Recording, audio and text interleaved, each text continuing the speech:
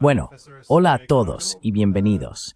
Me complace mucho contar hoy con la presencia del profesor Sergei Karaganov, presidente honorario del Consejo de Política Exterior y de Defensa. Así que, bienvenido de nuevo al programa. El profesor Karaganov ha escrito discursos para Brezhnev, ha asesorado a Gorbachev, ha asesorado al presidente Yeltsin y también al presidente Putin. Además, por supuesto, ha sido un defensor clave de la iniciativa de la Gran Eurasia de Rusia. En este contexto, usted publicó recientemente un artículo sobre la siberianización de Rusia. Ahora, me preguntaba si podría explicar en qué consiste esto y también por qué aboga por este camino para Rusia.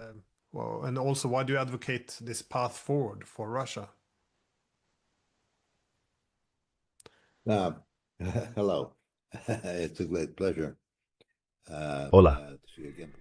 Es un gran placer volver a verle, profesor Deason. Recuerdo nuestro trabajo tan prolífico aquí cuando usted enseñaba y espero que tarde o temprano también regrese. Nuestras conversaciones a lo largo de los años han sido muy interesantes y espero con ganas una más. Most interesting, and I'm looking forward for one more.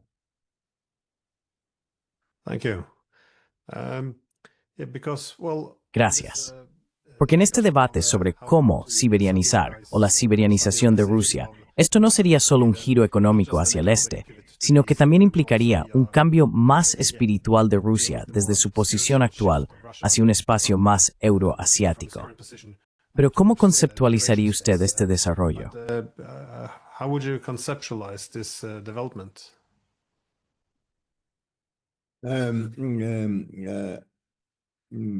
I came to this idea about Llegué a esta idea hace más de 25 años, cuando observé la imagen futura del mundo y vi que el centro de gravedad, económico, político, etc., se estaba desplazando hacia Asia.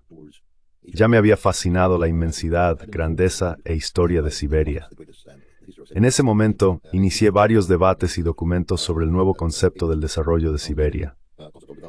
Hicimos esto a finales de 1999, y algunos de ellos se publicaron a principios de los años 2000. Llamaron algo de atención, pero siempre digo que nunca llegaron a ser los documentos o ideas que realmente atrajeran el interés de las élites rusas, que en ese momento seguían siendo demasiado eurocéntricas.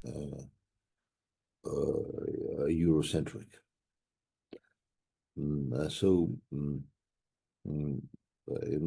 Así que a finales de la década de 2000, unos 10 años después, invité a varios jóvenes académicos, a quienes conoces, quiero decir, ahora son líderes en el campo, a redactar un nuevo concepto sobre el regreso de Rusia al este. En ese momento, e incluso antes, este giro ruso hacia el este, desde los Urales hasta Vladivostok, era algo novedoso. Abrió nuevos mercados y nuevos horizontes, incluidos los espirituales. Pero de nuevo, el segundo giro fue solo parcial, y no adoptaron la idea original de un movimiento espiritual de Rusia hacia el este, o hacia sus mejores épocas históricas, que en mi opinión es por supuesto el desarrollo de Siberia. A veces decimos conquistar Siberia, pero en realidad es el desarrollo de Siberia. Así que ahora lo estamos intentando por tercera vez, y espero que esta sea la definitiva. Estoy bastante seguro de que será un esfuerzo mucho más exitoso. It will be a much more successful fight. So this, I remember there used to be a lot of. Así que esto, bueno, recuerdo que solía hablarse mucho en Rusia, y todavía se habla, sobre la necesidad de una idea nacional más amplia, algo que unifique, porque de nuevo, después del comunismo, existía la idea, supongo, de otro periodo como el de Yeltsin o de otra gran época comunista, haciendo que Rusia fuera simplemente más europea. Pero por supuesto, el reto entonces era que por muchas razones no existía una Europa común, y además, el interés por Europa ha disminuido significativamente, especialmente en los últimos años. Me parece interesante, porque antes se asumía, al menos en Occidente, que los jóvenes rusos serían más europeos que aquellos que crecieron en la Unión Soviética. Pero ahora vemos encuestas que muestran lo contrario, que es más probable que adopten una identidad más euroasiática. ¿Ves tú que esta idea de una identidad nacional más siberiana o euroasiática esté tomando forma en Rusia?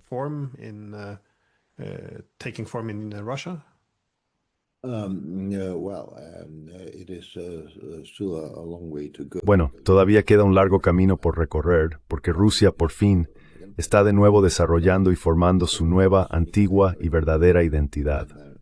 Como sabes, yo, junto con mis colegas, estoy trabajando en la nueva ideología de Rusia, a la que llamamos el sueño ruso, o el sueño del pueblo ruso, que creemos que debe ser la base ideológica para el desarrollo futuro del país. El desarrollo de Siberia y el retorno de la identidad rusa al lugar al que ha pertenecido durante los últimos 500 o 600 años forma parte de ese esfuerzo, y Siberia es central en ello. Creo que deberíamos tener éxito. Effort, and I think we should succeed. Well, in your article, you refer to Fyodor Dostoevsky because, Bueno, en tu artículo mencionas a Fyodor Dostoyevsky, porque cuando se enfrentó a las duras condiciones en Siberia, descubrió un renacimiento espiritual, como escribes. De hecho, hay un texto de Dostoyevsky que siempre me recuerda a ti.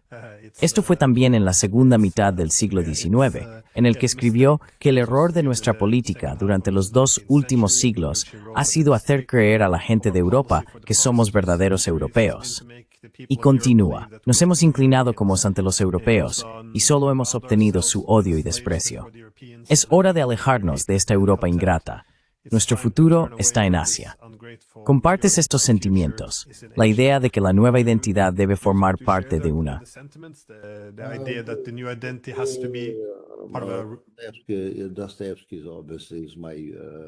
Dostoyevsky es obviamente mi escritor favorito absoluto, junto con algunas obras de Tolstói y Pushkin, y luego su historia especial. No soy tan anti-europeo como sonaba Dostoyevsky. Sin embargo, seguí su viaje espiritual hasta Siberia. Sabes, él era una especie de nihilista revolucionario y formaba parte de un pequeño círculo ruso. Por eso quiero decir, era un miembro normal de la intelectualidad, fue enviado a Siberia. Allí, según descubrí, le entregaron una Biblia de parte de un miembro de la familia de la generación anterior de los decembristas. Su nombre era von Wieseler. Esta Biblia ha sido descubierta recientemente. This Bible has been discovered recently. That Bible have been. Esa Biblia le acompañó a lo largo de toda su vida. Esta edición exacta fue descubierta recientemente y analizada utilizando todo tipo de tecnologías modernas, revelando dónde ponía énfasis, dónde hacía marcas, a veces con lápiz, a veces simplemente con la uña. Es una lectura increíble. Luego dijo en esencia que fue allí como una persona normal, bla bla bla, pero regresó como un pensador. Debo decir que, por supuesto, estuvo en trabajos forzados, pero allí nació Rizal, uno de los mayores pensadores del mundo. Y Siberia es un lugar donde ha nacido y seguirá naciendo gran parte de la mayor riqueza espiritual de Rusia.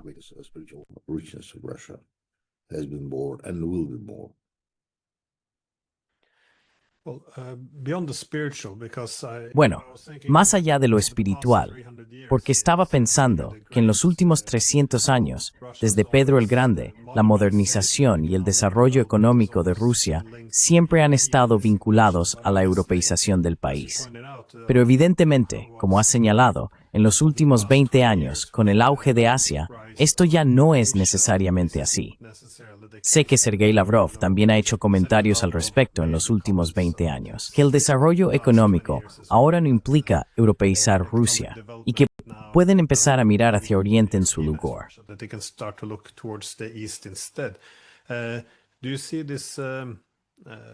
¿Ves esto, supongo, más como una Rusia siberiana? ¿Lo ves también en el marco de la economía política o del desarrollo económico hacia el este? Porque, de nuevo, en el pasado, mirar hacia el este a menudo se presentaba como algo que contradecía el desarrollo económico. Pero ahora, por supuesto, el este es donde ocurre el desarrollo económico. Entonces, ¿hasta qué punto el desarrollo económico, la conectividad, es un componente clave aquí?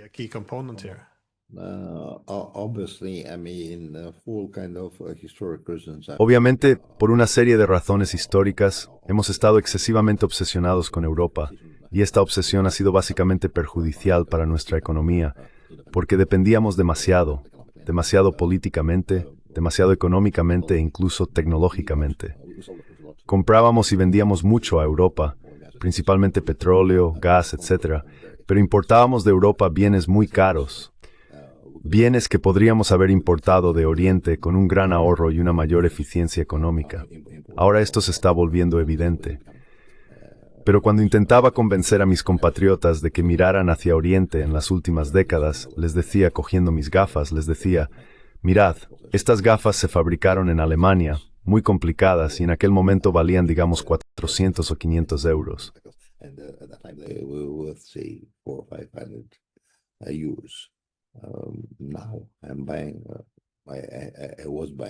Ahora los compro de Corea y ahora de China, por 50 a 100 euros. Así de eficaz es económicamente el giro hacia Oriente para la mayoría de las cosas que necesitamos comprar. Pero lo principal, por supuesto, no es lo económico. Lo principal es lo espiritual, político, económico, etc. Tenemos que entender que necesitamos reinventarnos tal como nacimos. Nacimos, por supuesto, a lo largo de miles de años, desde los escitas, que reinaron en las estepas desde Mongolia hasta Persia y lo que hoy es Rumanía. Luego, después de eso, heredamos nuestra cultura cristiana de Bizancio, que no era Europa. Bueno, es una parte cristiana de Europa, pero es muy oriental.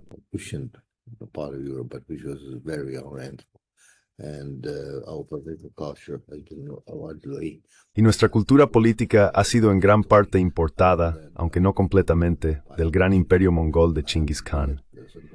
En cierto momento de nuestra historia, decidimos que éramos europeos y olvidamos nuestras raíces naturales. Estas raíces están en el este y en el sur, no en el oeste. Al regresar a Siberia, y por supuesto, el redescubrimiento de Siberia dio lugar al carácter nacional ruso, trajo una enorme riqueza y permitió construir un ejército y una flota modernos en los siglos XVII y especialmente en los siglos XVIII y XIX. Siberia fue la base de las victorias geopolíticas de Rusia. Así que deben regresar simultáneamente a nuestras raíces históricas, espirituales y económicas.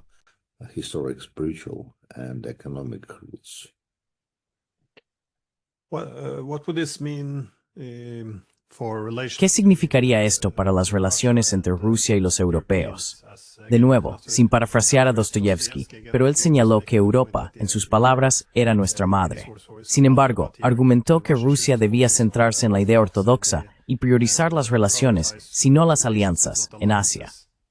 ¿Pero qué implicaría esto? ¿Reducir la dependencia o estar menos obsesionados con Occidente? ¿Cómo cree que se configurarán las relaciones entre Rusia y Europa en el futuro, basándose en este nuevo camino euroasiático para Rusia?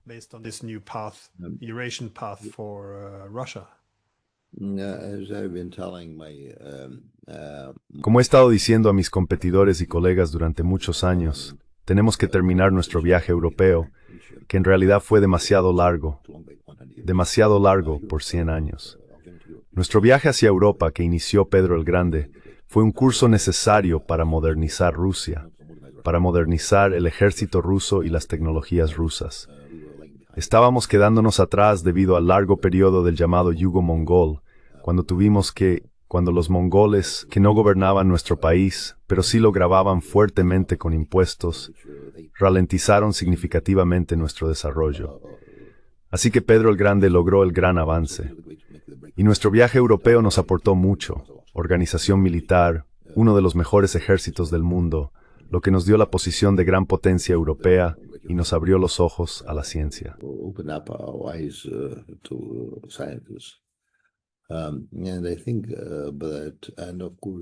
Y creo que, por supuesto, esta fantástica fusión de la cultura rusa tradicional, que como he dicho ha sido impregnada por una combinación de culturas del sur y del este, además de la cultura nacional rusa original, junto con la cultura europea, nos llevó a la posición de uno de los países espirituales más grandes del mundo.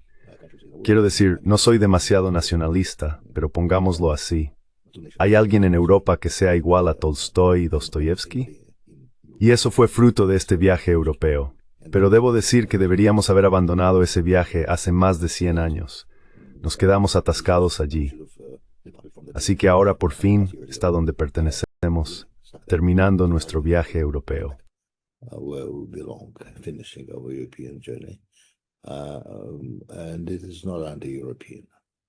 Y no es anti-europeo. Es, por supuesto, quiero decir, esta Europa, tú lo sabes mejor que yo, no es un socio positivo. Pero por supuesto, no estamos rechazando a Europa. pero por el momento sí lo estamos haciendo. Creo que cuanto más lejos estemos de Europa, mejor, por ahora. Quizá cuando Europa supere sus enfermedades actuales volveremos a acercarnos, abrazándonos de nuevo. Porque, quiero decir, nosotros también somos en gran parte europeos, pero no con esta Europa. Por supuesto, ahora existe una Europa del transhumanismo, de los valores posthumanos, que son tan populares allí, una Europa a la que no querríamos pertenecer. Así que ahora ya no somos Europa, pero no queremos rechazar a Europa en nuestra alma y en nuestra cultura. De acuerdo. In terms of, just my last question on. En cuanto a, bueno, solo mi última pregunta. ¿Qué papel ve usted para la Iglesia Ortodoxa en este nuevo camino para Rusia? Porque para muchos conservadores rusos consideran que la Iglesia Ortodoxa es el principal hilo conductor a lo largo de la historia rusa, ya que la historia de Rusia a menudo ha estado muy dividida en sus orientaciones. ¿Ve usted un papel más importante para la Iglesia Ortodoxa o cómo vería su posición en esta nueva Rusia? How would you see its position in this new Russia?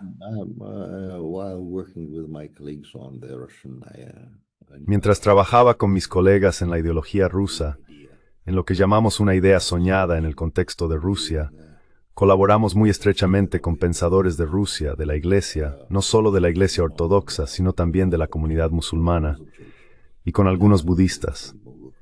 Quiero decir, es una cuestión difícil. Por supuesto, la Iglesia Ortodoxa rusa ha sido el pináculo, o más bien, la columna vertebral, en torno a la cual ha nacido la civilización rusa. Pero la civilización rusa ha sido una de las civilizaciones más abiertas entre los Rus y la mayoría de las civilizaciones del mundo. most of the civilizations of the world. Now at last we call ourselves. No, por fin nos llamamos a nosotros mismos un país civilización. Debo decir que somos un país civilización de civilizaciones porque acogemos a la mayoría de las civilizaciones que existen en la faz de la Tierra. Quiero decir, entendemos muy bien el budismo, entendemos muy bien a los musulmanes, forman parte de nuestro código cultural, pero por supuesto, en su mayoría somos ortodoxos. Sin embargo, durante unos 180 años, la historia permanece comunistas. Tenemos un problema que creo que todos los demás también enfrentan fuera de Rusia, y es que la civilización moderna está cambiando el conjunto de valores espirituales de la persona.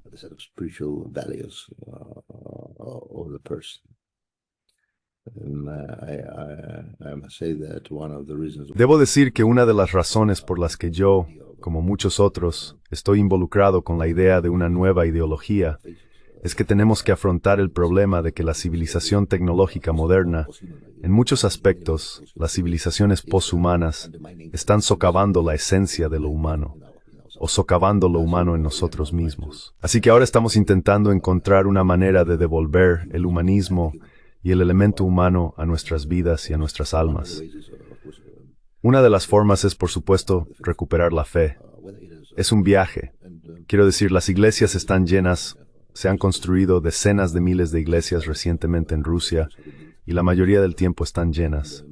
Si tenemos un verdadero renacimiento de la fe, aún no estoy seguro, pero tenemos que trabajar en ello.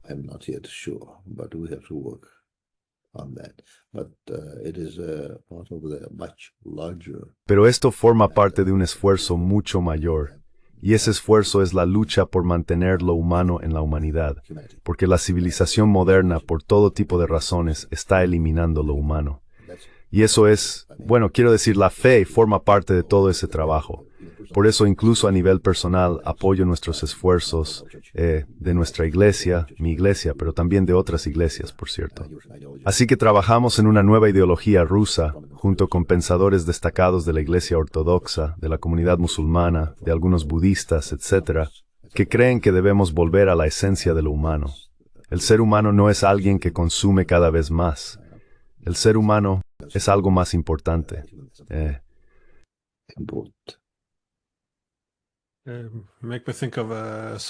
Me haces pensar en el discurso de Solzhenitsyn en Harvard en 1978, donde argumentó que tanto el sistema comunista como el sistema capitalista acabarían robando a las personas su espiritualidad, y que en esencia ambos se enfrentaban a un desafío común de la modernidad. Sí, common challenge of modernity. Yeah. Now that is exactly what I'm thinking. Eso es exactamente en lo que estoy pensando. Recuerdo muy bien ese discurso de Solzhenitsyn. Y el problema es que tanto el comunismo como el capitalismo o lo que sea están robando a las personas la esencia de ser humanos. Y tenemos que trabajar juntos en eso. No es algo anti-europeo ni anti-occidental. Es lo que deberíamos hacer juntos para salvarnos a nosotros mismos y salvar a la humanidad. Si simplemente seguimos por el camino que ahora se nos ha trazado, el ser humano, el ser mujer, se agradece en otra cosa. Y vive traim de resistor. No creo que matter can be true step their hustle. In this inglorious way. Bueno, profesor Karaganov, hay muchos otros temas que me encantaría discutir con usted, pero supongo que tendremos que hacerlo en otra ocasión. Así que sí, muchísimas gracias por su tiempo. So much for your time. With great pleasure. Not so Wanneer du stadium niet voor het overlast zoiets rompen profuns. working on online about matters that deep.